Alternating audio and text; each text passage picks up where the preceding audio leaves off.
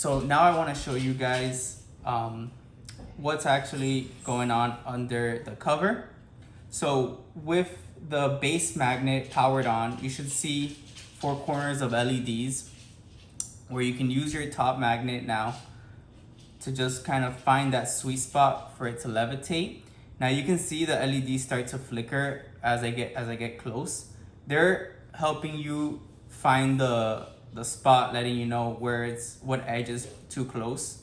But you should feel the magnet kind of naturally gravitate towards that midpoint.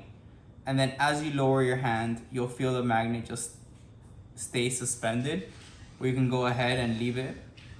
Now, to take it off, you want to do the same procedure. Just slide your hand under and lift it up. These are very strong magnets. Again, if for some reason it gets too close to the edge, you can see that there's a lot of force there. So you don't want that to easily just slam down where it could cause some damage.